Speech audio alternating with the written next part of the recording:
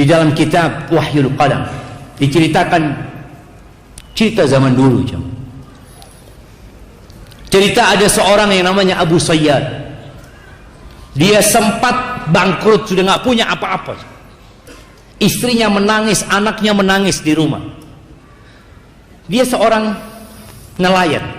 Akhirnya dia berangkat ke seorang guru. Dia ngomong sama gurunya, aku punya masalah secara ekonomi ini, keluargaku sudah nangis-nangis. Apa oke, kata gurunya. Gurunya sholat 2 rakaat, minta sama Allah, kemudian berangkat ke pantai.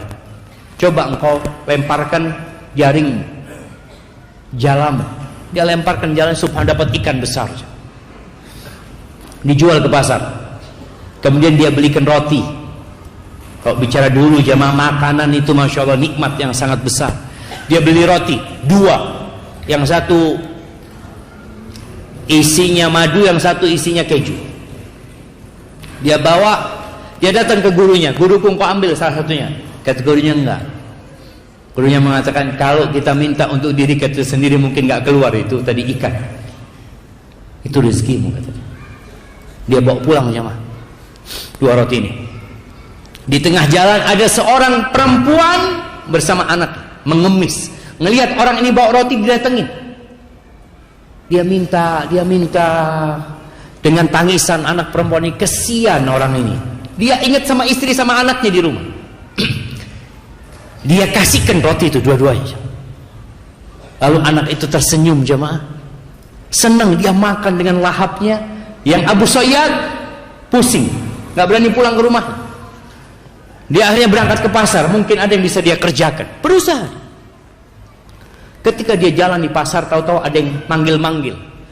Man yadulluni ala Abi Sayyad. Siapa yang ngasih tahu aku Abu Sayyad, katanya. Abu Sayyad, kata dia. Kata orang aneh pasti, itu yang jalan tuh, kata dia. Dipanggil lah Abu Sayyad, kata dia. Ada apa engkau, kata dia. Dia cerita, aku punya utang sama bapak 30.000 dirham. Masya Allah, 30.000 dirham itu kira-kira 3.000 dinar. Dia bisa buat beli kambing 3.000 ekor.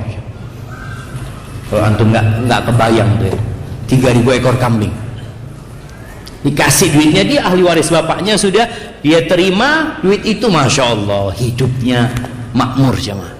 Dia suka rajin sodakoh, sekali sodakoh 1.000 dirham dia jadi orang kaya Abu Sayyad itu.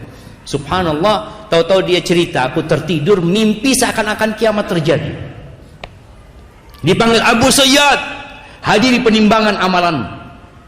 Karena nanti akan ditimbang amalan tadi. Ketika ditimbang amalannya, timbangan pada hari kiamat itu jamaah ada 2 daunnya.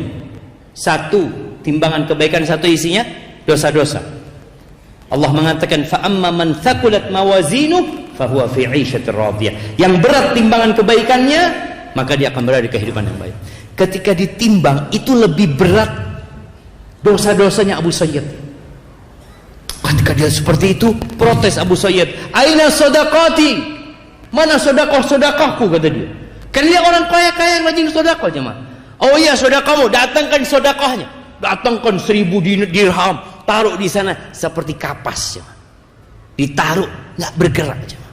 Datangkan 1.000 dirham. Kenapa? Di setiap dirham-dirham yang dia sedekahkan, fihi syahwatun nafas, ada syahwat nafs. Syahwat kepingin sedekah, aku kepingin sedekah, aku senang sedekah, aku suka membantu orang lain. Aina Allah? Kalau engkau sedekah hanya untuk kesenangan, bukan lillahi ta'ala.